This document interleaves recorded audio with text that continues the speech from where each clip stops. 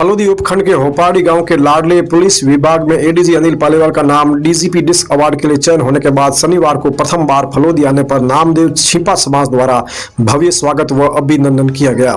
Police विभाग में ADG पद पर कार्यरत अनिल पालीवाल का नाम उनकी बेहतरीन सेवाओं के आधार पर डीजीपी डिस्क अवार्ड के लिए चयन होने के बाद वे शनिवार को पहली बार फलोदी पहुंचे थे। इस दौरान तुलसी दिवस के उपलक्ष्य में एडीजी पालीवाल ने अपने संबोधन में तुलसी पौधे की महत्ता बताते हुए कहा कि कोरोना काल में पिछले 2 वर्ष से अपने निजी स्तर पर तुलसी के पौधे लगाकर वे आम जन को वितरित कर रहे हैं। साथ ही इसकी आयुर्वेदिक जानकारी भी उन्हें दे रहा हूं। इस दौरान पूर्व नगरपालिका अध्यक्ष अगरब चंद भाटी सहित कई गणमान्य लोग उपस्थित थे। कार्यक्रम का संचालन समिति साधक जय दयाल बोहरा ने किया। मैंने अपने स्तर पे तैयार किए होंगे या बांटे होंगे और अब तो ये एक सामूहिक प्रयास है, सब लोग जुड़ेंगे तो ये अच्छा प्रयास चलेगा। क्या टारगेट है आपका? नहीं, मेरा संख्या की दृष्टि से कोई टारगेट नहीं है जिससे स्वतः ही लोग जुड़े हैं। कोई संदेश आप जागृति मुझे जानकारी मिली कि फलोदी और आसपास के क्षेत्र में पॉलीथीन का प्रयोग बंद करके, जैसे उस दूसरे जो पुराने हमारे तरीके थे थैले में सामान लाना करना, ये प्रयास चल रहे हैं, बहुत अच्छी बात है। आज सुबह ही एक सज्जन खींचन से पधारे थे, वो अवगत करा रहे थे। वहाँ पर एक बच्ची हैं जी, सुश्री चेष्टा गोलेचा, वो भी बहुत अच्छा प्रयास कर रही है किचन में, मतलब उसका बहुत अच्छा प्रयास और मेहनत है। तो ये तो एक जना समाज में काम करता है जब होता है तो बहुत अच्छी चीज़ है। पॉलीथीन के कारण बहुत समस्याएं, कई बार बड़े शहरों में बाढ़ आती है, बाद में चित्र आते हैं पॉलीथीन से नाले जाम हो गए हैं। तो हम थोड़ा प्रयास सब करेंगे तो जरूर होगा, बिल्कुल होगा। सर मेरा एक सवाल था, देखिए ये भी हमने अपने पुरानी पीढ़ी से ही देखा है और सीखा है कि हम इस मरुस्थल के इस भाग में रहते हैं जहाँ पानी बहुत कम था। आज तो नहर का पानी आ रहा है, पेयजल की समस्या भी दूर हो गई है। पर एक ज़माना यहाँ पे था जब खडीन बनते थे, तालाब थे, तलाई, कुएँ, बावड़ी, इस पे डिपेंड करते थे और बहुत अच्छा ज्ञान और बहुत अच्छी बुद्धि कौशल हमारे पूर्वजों का रहा है और सामूहिक प्रयास रहे हैं। तो हमको उन तालाब को, उन बावड़ी को, सभी चीज़ों को सहेज के रखना चाहिए, उनमें सुधार करना चाहिए, उसकी साफ़ सफाई भी रखनी चाहिए।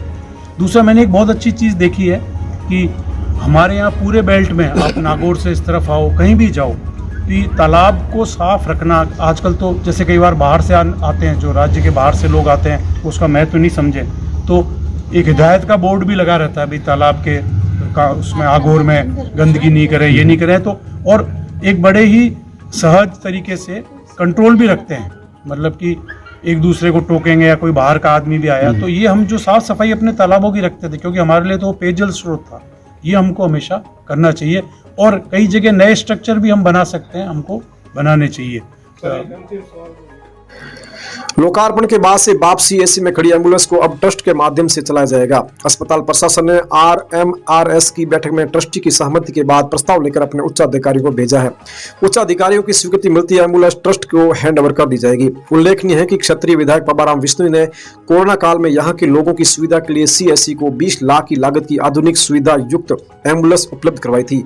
विधायक विश्नोई ने एम्बुलेंस का 16 जून 2021 को SDM, तहसीलदार, सरपंच सहित कई गणमान्य लोगों की उपस्थिति में लोकार्पण भी किया, लेकिन अस्पताल प्रशासन RMRS से इसका संचालन करने की हिम्मत नहीं जुटा पा रहा। जबकि विधायक विश्नोई ने अस्पताल प्रशासन द्वारा मेडिकल रिलीफ सोसाइटी चलाने की हामी भरने के बाद ही एम्बुलेंस उपलब्ध करवाई थी। 6 माह से अधिक समय से CSC के मुहाने पर खड़ी एम्बुलेंस आज भी धूल फांक रही है, उस पर रेत की पत्ते चढ़ रही है। अब लक्ष्मीचंद राधेश्याम स्मृति न्यास ट्रस्ट एम्बुलेंस संचालन का जिम्मा उठाने के लिए आगे आया है, जिससे उम्मीद है कि जल्द ही आमजन को एम्बुलेंस की सुविधा मिलने लगेगी। बाप CSC इंचार्ज ताराचंद पालीवाल ने बताया कि RMRS की बैठक में लक्ष्मीचंद राधेश्याम स्मृति न्यास ट्रस्ट के संचालक पूर्व उप प्रधान बाप जगदीश पालीवाल ने एम्बुलेंस के लिए चालक व डीजल सहित अन्य रखरखाव के लिए सहमति जताई है। बैठक में इस संबंध में प्रस्ताव लेकर मुख्य चिकित्सा एवं स्वास्थ्य अधिकारी को भेज दिया है। स्वीकृति मिलने पर ट्रस्ट को एम्बुलेंस संचालन का जिम्मा सौंप दिया जाएगा।